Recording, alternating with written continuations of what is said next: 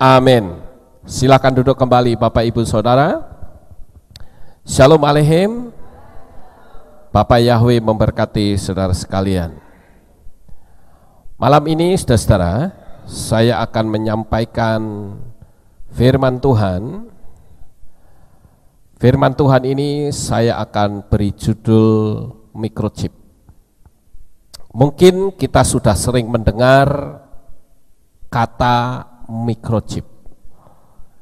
Kita bahkan sudah mendengar bahwa saat ini microchip betul-betul sedang dilaksanakan. Satu demi satu nubuatan yang diucapkan ribuan tahun yang lalu saat ini sedang ada dalam satu penggenapan. Salah satu nubuatan itu adalah pemasangan microchip, saudara. Ribuan tahun yang lalu itu teknologi belum seperti sekarang. Tetapi ternyata Yohanan sudah melihatnya, bahwa seseorang nanti akan dipasang microchip. Lalu yang menjadi pertanyaan bagi kita adalah, bolehkah kita memasang microchip? Lalu apa dampaknya? Bagaimana kita pakai lalu kita lepaskan saja? Nah, untuk itu saya akan mengajak untuk kita bersama-sama membaca kitab suci terlebih dahulu, saudara-saudara, tentang apa yang dinubuatkan oleh Yohanan di Pulau Patmos. Kita akan baca di dalam kitab Gilyahna pasal 13. Kita mulai membaca ayat 16 sampai ayat 18. Kitab Gilyahna atau kitab Wahyu. Kalau sudah ketemu, saya akan membacakan untuk saudara. Demikianlah bunyinya. Dan dia membuat semua orang, kecil dan besar, juga kaya dan miskin, bahkan merdeka dan hamba, supaya dia memberikan kepada mereka sebuah tanda pada tangan kanan mereka atau pada dahi mereka, dan supaya setiap orang tidak dapat membeli atau menjual kecuali dia yang mempunyai tanda atau nama binatang itu atau bilangan namanya. Inilah hikmat itu. Siapa yang memiliki pengertian, biarlah dia menghitung bilangan binatang buas itu, karena itu adalah bilangan seorang manusia, dan bilangannya adalah 666. Kemudian kita akan membaca juga di ayat yang di bawahnya, Gilyahna atau kitab Wahyu pasal 14. Dan kita membaca ayat 9 sampai 12, demikianlah bunyinya. Dan malaikat ketiga mengikuti mereka seraya berkata dengan suara nyaring, jika seseorang menyembah binatang buas itu dan ikonnya, dan menerima tanda pada dahi atau pada tangannya, maka dia pun akan minum dari anggur amarah Elohim yang telah dicampur tanpa diencerkan di dalam cawan murkanya, dan dia akan disiksa dengan api dan belerang di hadapan malaikat-malaikat kudus dan di hadapan Anak Domba, dan asap siksaan mereka membumbung selama-lamanya. Dan mereka yang menyembah binatang buas dan ikonnya, dan siapa saja yang menerima tanda namanya, mereka tidak memperoleh istirahat siang dan malam. Ini adalah ketabahan orang-orang kudus. Inilah mereka yang memelihara perintah-perintah Elohim dan iman Yeshua. Sampai di sini pembacaan kitab suci kita. Bapak Ibu yang terkasih, dari dua ayat itu kita mendapatkan sebuah informasi bahwa kelak akan ada seseorang yang di dahi dan tangannya diberi tanda. Dan jikalau mereka tidak menerima tanda itu, maka mereka tidak bisa menjual atau membeli. Mereka akan mengalami kesulitan yang sangat luar biasa di atas muka bumi ini. Bahkan kita melihat bahwa di kitab Injil Yohanes juga diceritakan tentang masa aniaya besar anti-Hamasiyah yang akan melakukan penyiksaan secara besar-besaran, dan itu akan dilaksanakan pada tiap-tiap hari Sabat. Dan bukan itu saja, tetapi siksaan yang hebat itu adalah siksaan yang belum pernah terjadi sejak dunia ini dijadikan.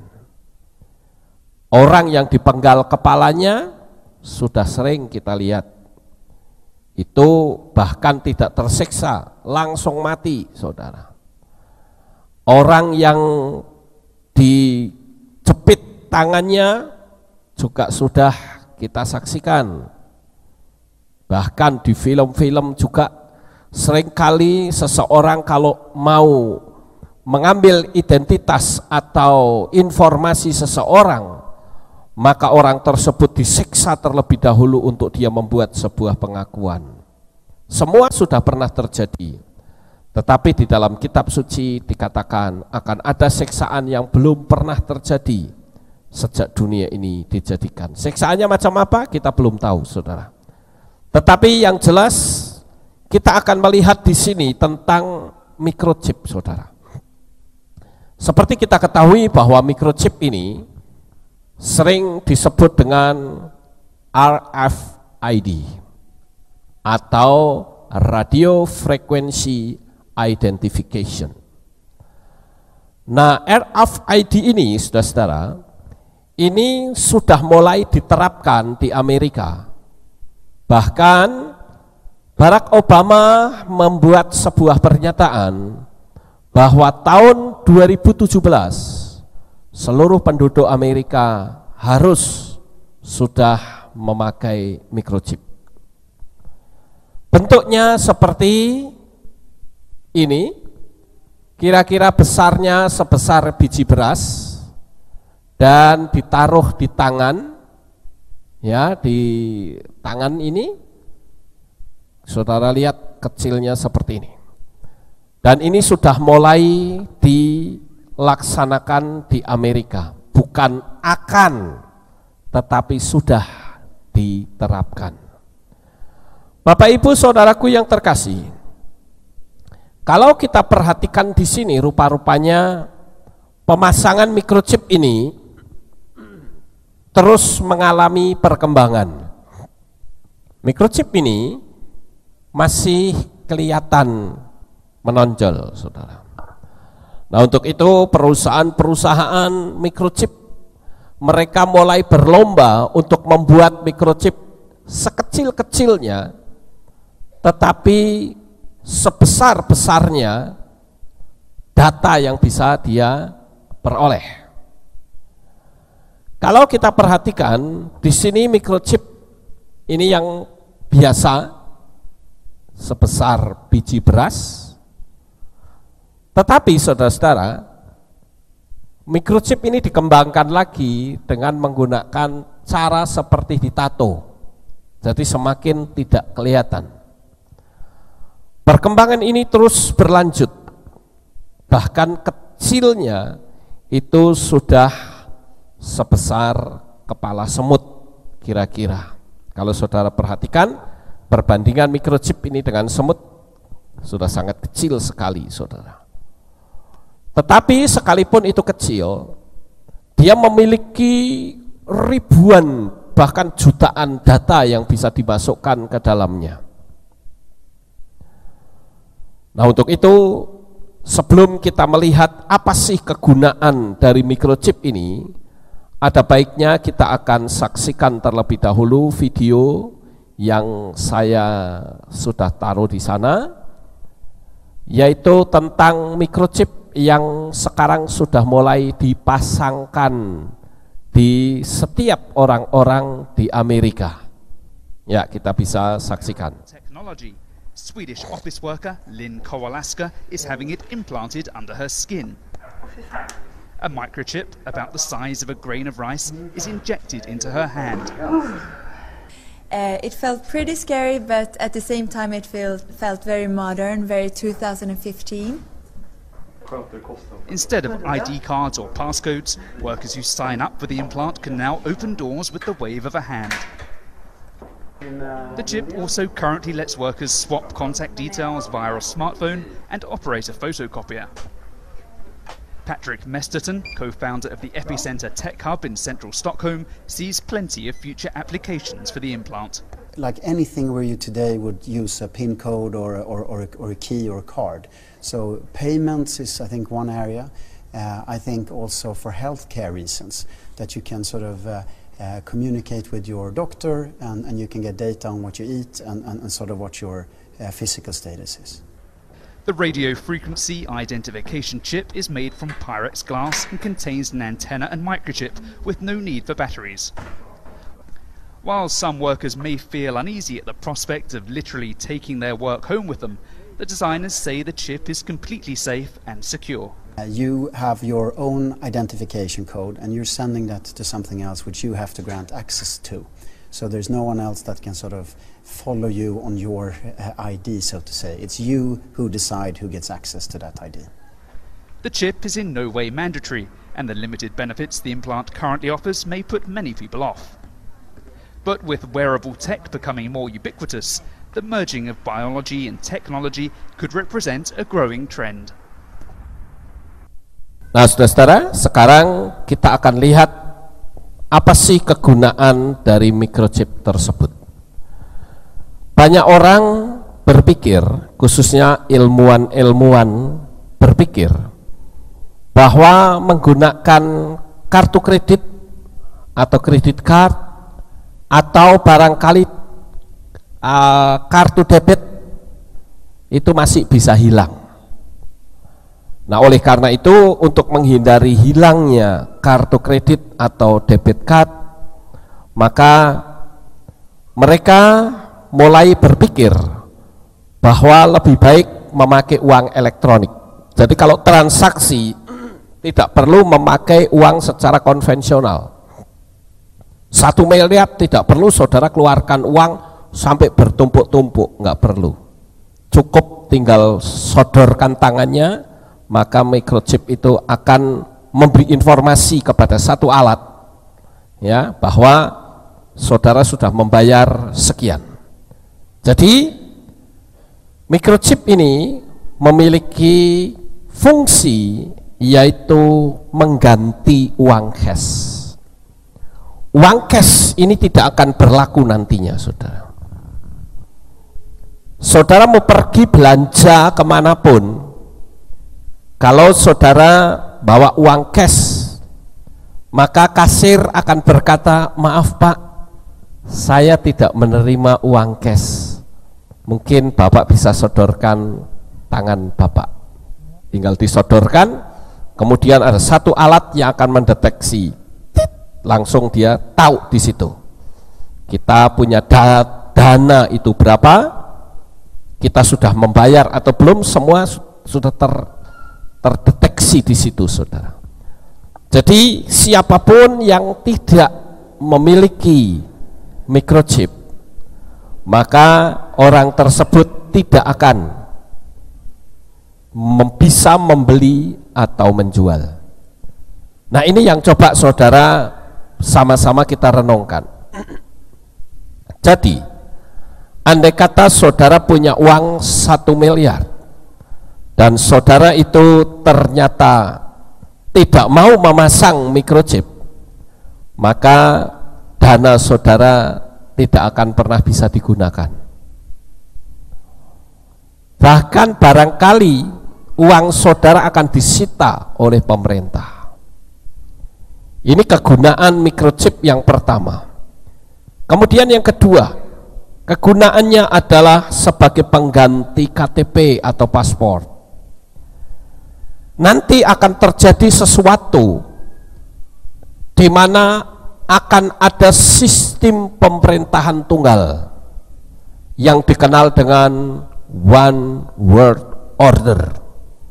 Sistem pemerintahan tunggal ini, saudara tidak perlu bikin paspor kalau saudara pergi ke luar negeri. Saudara juga tidak perlu punya visa atau bikin visa, karena paspor dan visa saudara sudah ada di tangan. Jadi semua terdeteksi di situ. Kalau saudara mau bepergian dari kota, dari negara satu ke negara lain, saudara cukup menyodorkan tangannya saja, maka saudara sudah terdata di situ. Oh, saudara akan pergi kemana? Salah satu di antaranya kalau saudara pengen tahu adalah KTP kita. KTP kita ini sebetulnya di dalamnya sudah ada microchip. Entah saudara jeli atau tidak. Coba saudara yang punya iktp nanti di rumah dilihat, bukan yang KTP biasa ya, tapi yang iktp atau KTP elektronik. Saudara senteri dari ujung sini ke sini, di center ya, dari sini pakai center HP ya, disenterin. Nanti akan ada satu titik hitam di salah satu tempat karena masangnya ngacak, saudara. Ada yang dipasang di sebelah sini, ada yang di tengah, ada yang di atas, ada yang di samping, nggak tahu. Tapi kalau di scan pakai lampu, dia akan kelihatan ada semacam titik hitam di dalamnya. Nah, itu microchip. Tetapi microchip itu tidak ada di tubuh saudara, nggak masalah. Yang dilarang oleh kitab suci adalah kalau microchip itu ditaruh di tubuh kita, apakah itu di dahi atau di tangan. Itu yang kitab suci tidak boleh.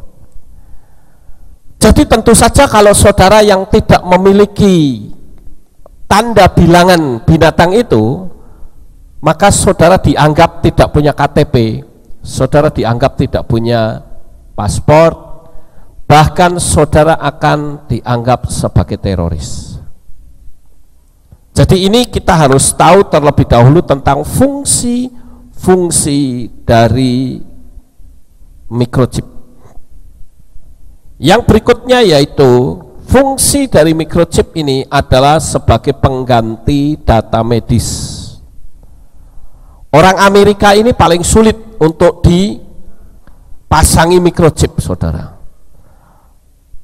Tetapi dari pihak pembuat microchip ini, dia memberitahu, dengan microchip Anda itu tidak cuma berurusan masalah duit, tetapi kalau saudara detak jantungnya itu ada perubahan, maka saudara akan ditelepon oleh rumah sakit, karena seluruh data kesehatan saudara itu akan masuk di database. Jadi microchip ini itu sangat berguna untuk kesehatan. Ini kata pembuatnya. Dan mereka mengatakan kalau saudara tidak punya microchip, terjadi kecelakaan, saudara pingsan, maka dokter itu akan menangani dengan cara yang lambat. Misalnya saudara akan ditransfusi darah, maka dokter itu harus mendeteksi terlebih dahulu, mengetahui darah saudara itu jenisnya apa. Saudara mau dikasih suntikan tertentu, saudara akan ditanya terlebih dahulu, saudara punya latar belakang penyakit apa. Tetapi bagaimana ditanya kalau orangnya pingsan? Pasti tidak bisa, bukan? Itu sebabnya microchip akan sangat berguna. Tinggal dipasang, saudara sodorkan tangan, semua oke. Seluruh data kesehatan saudara sudah tercantum di sana. Ini kegunaan dari microchip. Kemudian yang berikut berikutnya yaitu kegunaan yang lain adalah pengganti data kejahatan. Kenapa pemerintah ini mulai interest pemasangan microchip ini diberlakukan di seluruh dunia, termasuk di Indonesia? Karena kejahatan di dunia ini semakin hari semakin marak. Kejahatan bukan semakin berkurang, tetapi kejahatan semakin bertambah besar. Nah, kalau sesekarang ini tanpa adanya microchip, maka kalau orang melakukan kejahatan, maka sulit untuk melacaknya. Contoh gampang, seorang koruptor. Ketika seseorang mengalami korupsi atau korupsi ini akan ditangkap, saudara, maka koruptor itu buru-buru lari ke luar negeri, hilang jejaknya. Tetapi dengan pemasangan microchip, saudara mau lari ke ujung dunia, bahkan sampai ke kutub sekalipun, saudara akan ketahuan di sana. Atau kalau saya bisa katakan secara ekstrim, saudara mau sembunyi di lubang semut juga akan ketahuan. Karena semua terdeteksi melalui satelit. Tinggal diketahui saja ini koruptornya siapa, atau ini malingnya siapa, tinggal diketik saja. Maka seluruh data saudara akan muncul dan keberadaan saudara itu ada di mana akan ketahuan. Nah, ini sangat efektif, saudara. Makanya pemerintah Indonesia ini sangat interest sebetulnya. Tapi masih ada pro dan kontra. Karena banyak orang-orang Kristen yang tidak mau dipasang microchip. Bahkan ada orang Islam pun yang sudah tahu tidak mau dipasang microchip. Tetapi kembali lagi, kitab suci, firman Tuhan, nubuatan itu pasti digenapi. Nah, oleh karena itu saudara-saudara, saya kadang berpikir begini, kalau itu tergenapi, maka kita yang percaya kepada Bapa Yahweh di dalam Yeshua HaMashiach, kita nggak masalah. Tetapi bagi mereka yang tidak percaya, apa mereka bisa mengalami rapture? Mereka hanya sekedar pengetahuan saja, oh ini nggak boleh, tapi mereka tidak bisa rapture. Nah, oleh sebab itu Bapak Ibu yang terkasih, dengan microchip sebagai pengganti kejahatan atau sebagai data kejahatan, pengganti data kejahatan, dan orang bisa dilacak dimanapun orang itu berada, pasti itu akan meringankan aparat hukum. Nggak perlu susah-susah cari ke sana kemari, menghabiskan biaya berbulan-bulan, biayanya besar, orangnya nggak dapat lagi. Nggak perlu juga ada perlombaan, siapa yang bisa menangkap orang ini akan dikasih biaya sekian, nggak perlu. Tetapi cukup memakai microchip, orang sudah tahu di mana dia berada. Kemudian microchip ini juga sebagai pengganti data keluarga. Jadi tidak perlu lagi kartu keluarga, nggak dibutuhkan. Karena seluruh data, saudara punya anak berapa, suami saudara namanya siapa, tinggalnya di mana, semua sudah terdata di situ. Dan yang berikutnya adalah sebagai tracking. Tadi saya sudah sebut, ya, melalui microchip saudara bisa dilacak keberadaannya ada di mana. Tapi hal ini pasti akan sangat menakutkan bagi kaum koruptor, saudara. Karena koruptor nggak akan bisa lari, mau lari kemanapun dia akan ketahuan. Nah, oleh karena itulah microchip ini menjadi satu momok yang cukup menakutkan bagi koruptor. Dan juga hal ini membuat orang takut. Karena apa? Karena orang berpikir bahwa microchip ini sangat berbahaya.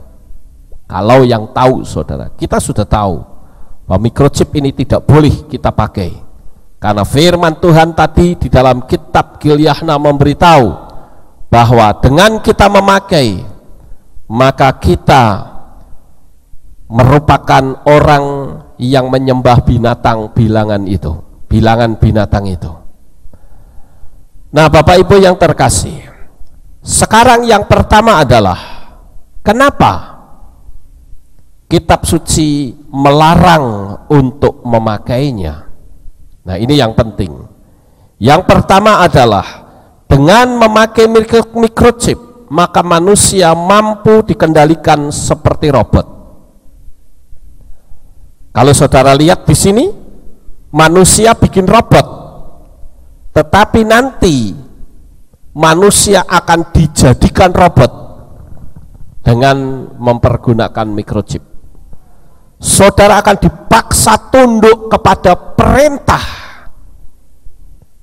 dari seorang anti Hamasia, dan orang yang memakai microchip dia tidak akan mampu untuk bisa melawannya.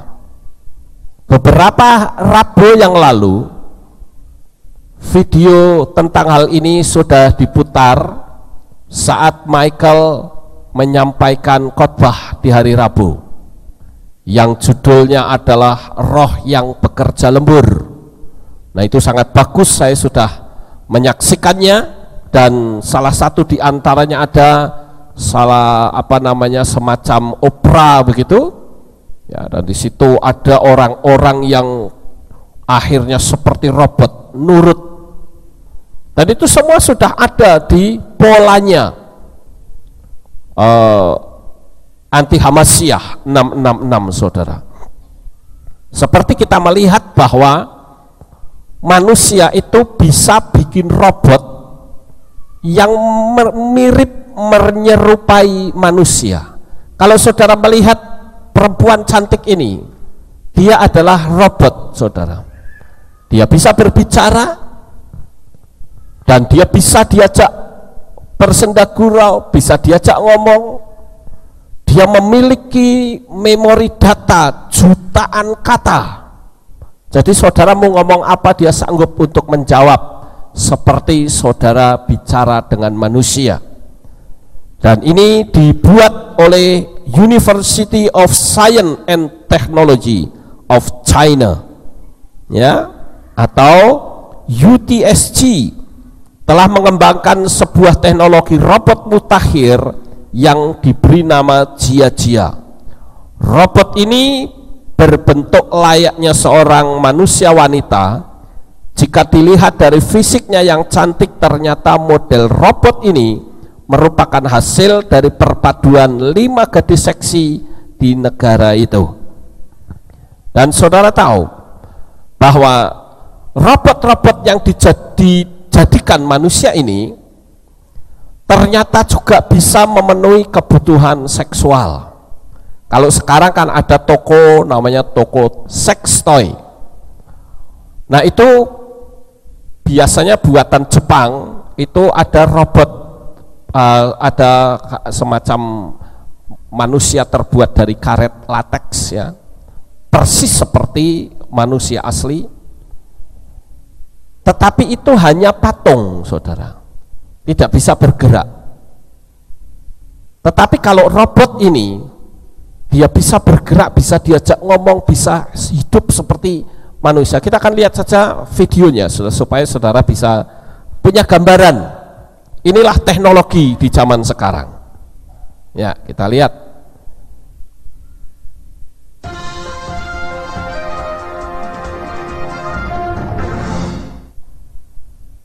Ni喜欢我吗？我喜欢。机器人佳佳长发披肩，一颦一笑尽显东方古典女性的魅力。据介绍，佳佳的样貌取自5位中科大高颜值女生。初步具备人机对话理解、面部微表情、口型及躯体动作匹配，还能通过自主定位导航和云服务行动自如。它是一个有些中国特色的那么一个机器人的这个仿人的形象，体现了一些特点，就是它的是要是善良的，是勤恳的，是这个智慧的。这些功能呢，要让它给用户带来的体验是和机器人交互的特有的体验。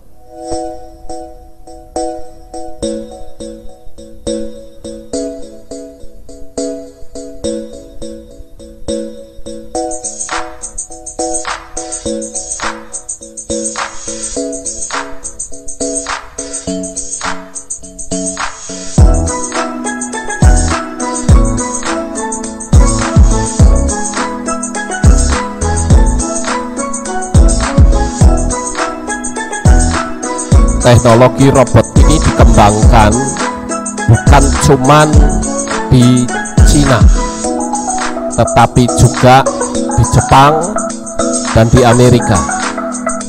Mereka saling berlomba untuk membuat robot semirip mungkin dengan manusia.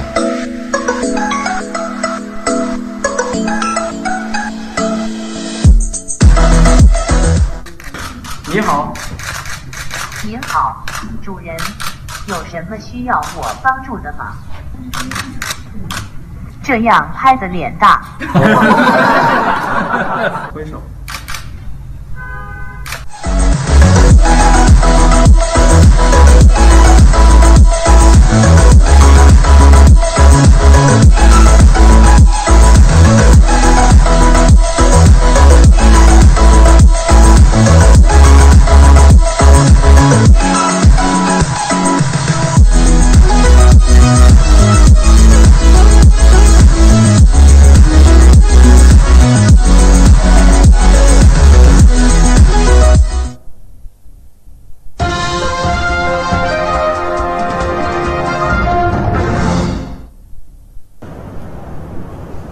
Nah, ini yang buatan Amerika. Hello, I'm Mark White. Today very happy to talk to you. Look at that. Look it down. Di dalam berita tersebut dikasih tahu bahwa harga dari robot wanita cantik ini itu seharga 50.000 US dollar. Kalau dirupiahkan jadi berapa ya?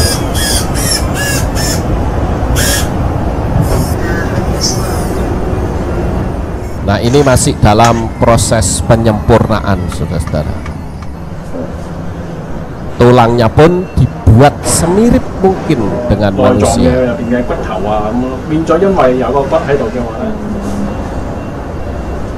Nice to meet you.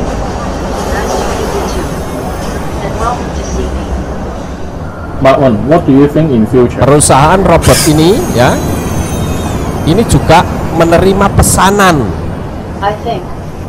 Kalau ada seorang suami yang istrinya meninggal dan sang suami itu masih sayang, ingin istrinya tetap hidup mendampinginya, dia tinggal pesan kepada perusahaan. Nah, ini robot yang disebut sebagai robot seksi. Ini gerakannya sudah bagus, saudara, lebih luas ya, tidak kaku.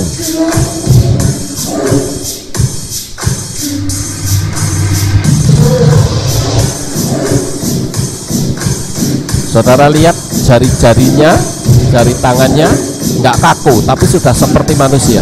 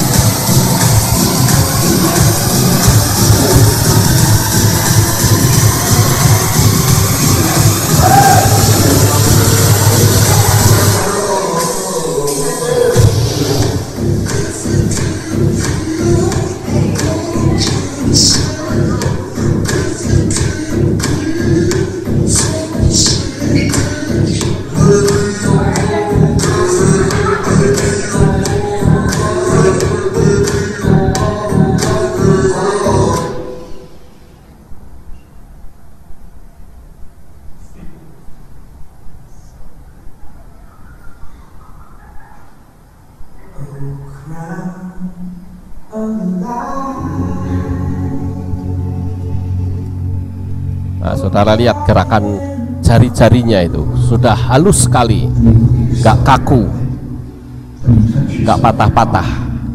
Nah, persis kayak manusia sungguhan. My mother is dead, my father is dead, I'm gay, I'd like to be a poet, this is my house. Ya, sampai di sini. Nah, ini yang saya katakan bahwa teknologi ini terus berkembang, saudara-saudara. Dia terus maju, dan kita sebagai anak-anak Tuhan perlu tahu tentang kondisi keadaan dunia yang sekarang sedang terjadi. Nah, kembali lagi ke masalah microchip. Kalau tadi microchip dikatakan dia bisa membuat manusia seperti robot. Manusia itu bisa diperintah sesuai dengan masternya. Dia mau perintah cara apa. Dan siapapun yang tidak mau memakai microchip, maka dia akan dianggap teroris. Tetapi saudara-saudara, di dalam firman Tuhan dalam kitab Matius pasal 10 ayat 22 dikatakan, dan kamu akan dibenci semua orang karena namaku, tetapi yang bertahan sampai akhir ia akan diselamatkan. Jadi malam hari ini melalui apa yang saya sampaikan ini, sekalipun kita bisa dianggap teroris, nggak masalah, nggak usah dipasang. Saudara berani atau tidak? Harus berani, ya. Karena ini warning ya, kalau firman Tuhan bilang kita jangan dipasang, jangan dipasang. Nggak usah kita menggunakan pola dipasang sebentar nggak apa-apa lah, nanti kita lepas. Oh, nggak bisa, saudara. Saya pernah nonton satu film, saya lupa judulnya, tapi ada seorang wanita yang dipenjara tapi di rumahnya sendiri. Dan wanita itu dikasih semacam kalung. Nah, kalung itu ditaruh sebuah alat sensor. Maka kalau perempuan itu berani keluar dari wilayah sensor itu, maka kalung itu akan meledak dan otomatis kepalanya akan terpenggal, saudara. Nah, bisa jadi microchip itu setelah dia dipasangkan di dalam tubuh manusia, maka di situ sudah ada sensor. Kalau sampai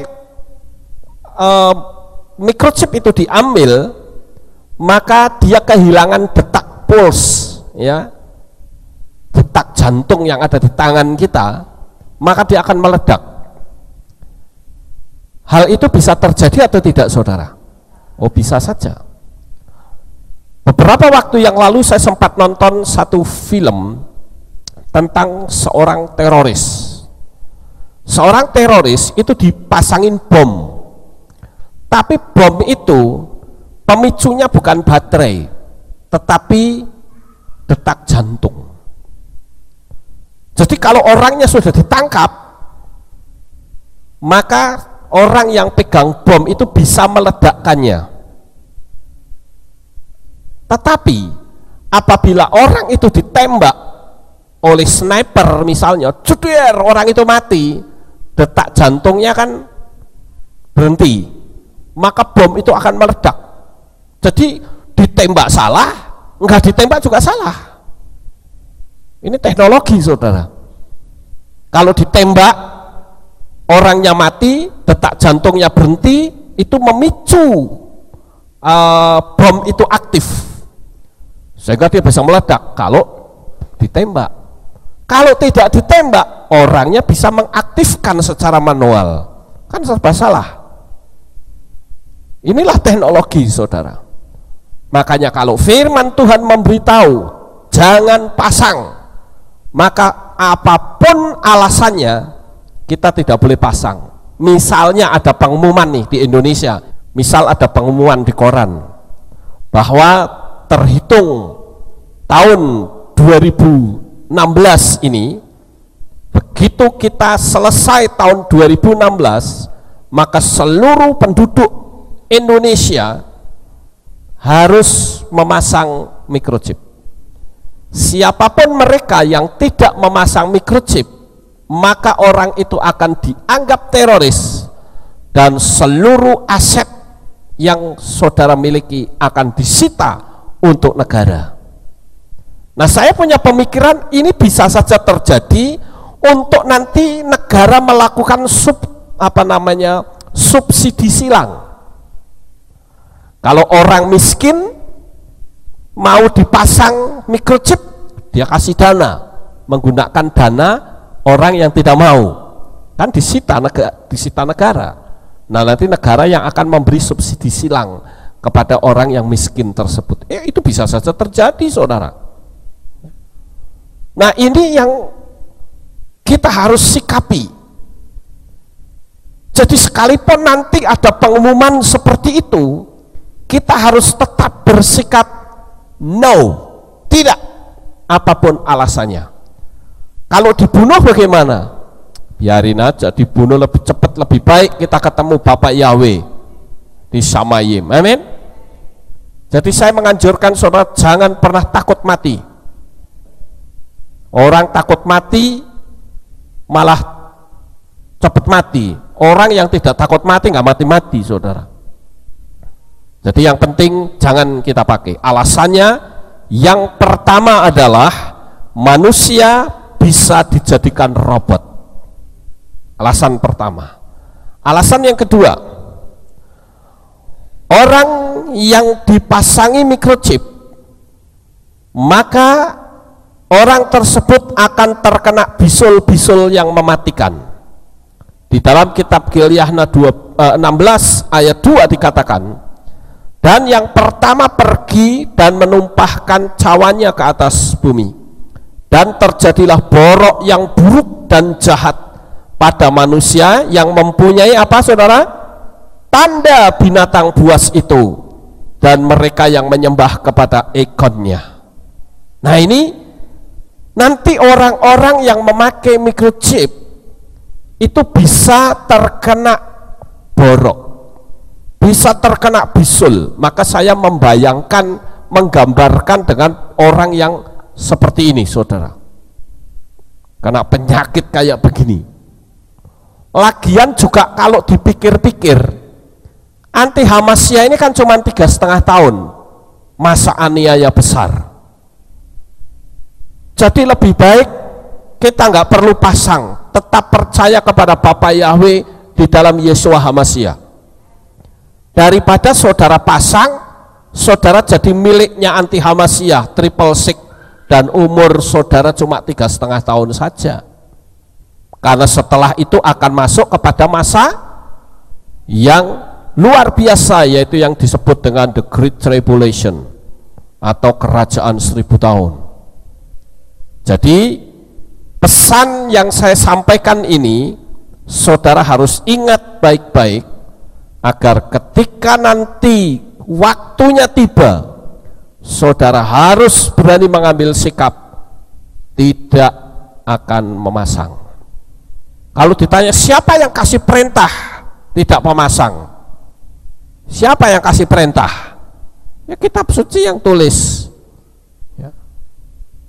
Karena kitab suci memberitahu bahwa yang memasang nanti akan terkena bisul-bisul. Kemudian yang berikutnya, kenapa kitab suci melarang memakainya? Karena yang ketiga, yaitu menjadi milik anti Hamasya, seperti di dalam kitab Gilyahna pasal 14 ayat yang ke-11 tadi sudah kita baca, jadi tidak perlu kita baca lagi. Nah, Bapak Ibu yang terkasih, hal yang seperti ini kita harus percayai, sebab kalau tidak dipercayai, saudara akan betul-betul mengalami repot. Saya ingatkan kepada saudara sekalian bahwa kedatangan Tuhan yang kedua kali itu sudah sedemikian dekat. Jangan sekali-kali kita menyangkal kepada Bapa Yahweh dan Yeshua Hamasya dan Roh Kudus. Tidak boleh pula untuk toleransi. Orang luar itu digembar-gemborkan supaya punya toleransi tinggi. Kenapa? Karena yang tidak toleransi mereka pukul. Tapi kalau kita tidak, kita nggak toleransi dalam iman itu mutlak. Sekali kita memanggil Yahweh di dalam Yeshua HaMashiach, kita tetap harus setia sampai mati. Karena kalau tidak, saudara akan bahaya. Jangan kita mengabaikan lalu berkata, ah nggak apa-apa, repot saudara. Saya punya sebuah gambaran begini ya. Kemarin itu saya kan pergi ke Dieng, saudara. Saya ingin cerita sedikit sebagai ilustrasi ya. Saya pergi ke Dieng, kemudian saya punya rencana mau pengen lihat yang namanya waterboom, katanya ada di sana. Kemudian kita mau lihat lagi tempat-tempat yang indah seperti Telaga Warna atau apa, kan banyak ya hal-hal yang indah di Dieng, saudara-saudara. Nah pada waktu itu kami ada di Kawah Sikidang.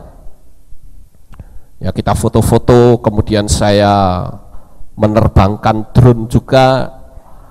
Kemudian kita mau pergi ke waterboom, tapi di situ ada papan nama Kawah Chandra di Muka. Lalu kita sepakat, yuk kita pergi ke Kawah Chandra di Muka dulu. Setelah itu kita pergi ke waterboom. Lah kita naik ke Kawah Chandra di Muka. Nah ternyata jalanan di situ tuh rusak berat, saudara. Perjalanan menuju ke arah Kawah Chandra di Muka rusak berat. Batunya besar-besar. Wah ini kalau pakai R3 ngedrok pasti, saudara. Karena R3 kan lebih rendah ya, maka kita, itu kemarin berangkat naik Avanza. Nah setelah sampai di Kawah Chandra di Muka, ada orang memberitahu, Bapak mau kemana? Ya setelah ini ya kita mau pulang. Kalau pulang lewatnya mana? Lewatnya situ lagi. Waduh, kita sudah awang-awangan kembalinya, saudara. Lalu kita tanya, kalau di depan ada apa? Oh di depan ada telaga, Pak. Bagus telaganya.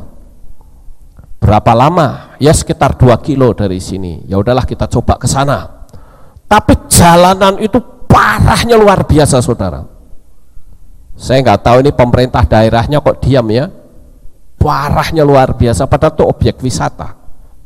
Pantas nggak ada orang yang lewat ke situ. Sepi sekali. Jalanan itu pun juga cuman 1 mobil pas. Kiri kanan jurang. Udah yang penting kita coba deh, kita lihat. Begitu sampai ke situ, luar biasa parahnya karena dia menurun begini dan licin. Lalu ditanya, ini kalau sudah dari telaga ini, itu kalau terus kemana? Oh itu ke Batang katanya. Wah, kok sudah Batang berarti deket ya. Ya udahlah, kita awang-awangan sudah malas kembali, saudara. Jadi keinginan untuk melihat hal-hal yang indah sudah nggak ada lagi. Udahlah kita langsung ke Batang aja. Repot jalanannya parah kayak begini. Terus kita turun terus, saudara. Jalanannya tuh berantakan luar biasa. Saya katakan ini kembali lagi ini sudah nggak mungkin. Jalanannya naik berbatu-batu besar dan licin. Nah setelah itu kita sampai ke satu desa. Jalanannya sudah mulai agak bagus, saudara. Tapi sudah jauh dekat mendekati Batang. Nah sampai di sana kami melihat ada mobil yang sedang berhenti. Tulisan depannya itu BK kalau tidak salah. Ya itu pokoknya mobil Medan, saudara. Innova. Nah mereka sedang selfie, ya sedang foto-foto selfie satu keluarga. Lalu kita berhenti. Saudara Jameson tanya, Bapak mau kemana? Oh saya mau ke Dieng. Lalu dikasih tahu sama kita, Bapak mau ke Dieng lewat sini, mustahil bisa sampai ke sana, Pak. Kita ceritain panjang lebar, saudara. Tapi orang ini ini agak kurang percaya kalau bapaknya mulai goyah dia. Dari hasil pembicaraan itu mulai goyah. Tapi anaknya itu seolah-olah kita lanjut saja dah, sudah dekat. Ya. Cuman saya membayangkan kalau ini lanjut, wah bahaya. Memang mereka saat itu belum memberi keputusan mau lanjut atau tidak. Cuman saya coba dari gerombolan kita cuma memberitahu bahwa saya anjurkan lebih baik balik saja. Karena dia bilang setelah dari Dieng mau ke Borobudur, wah saya bilang lebih baik kembali saja, berputar, jalannya halus daripada lewat sini berbahaya. Ya sudah. Lalu di situ saya timbul sebuah ilustrasi gambaran, saudara. Seperti inilah ketika nabi-nabi memberitahu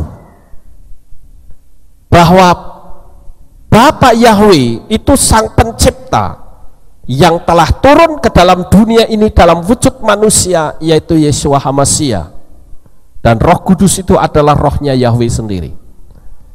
Siapapun yang tidak memanggil Bapa Yahweh di dalam Yeshua HaMashiach mustahil bisa selamat.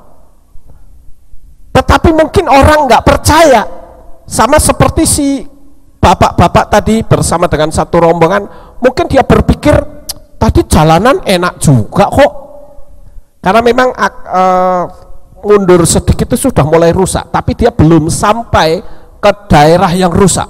Jadi bayangan dia itu masih bayangan masa lalu, bayangan bahwa jalanannya enak, jalanannya nyaman, sekalipun nggak rapi tapi masih bisa dijalani.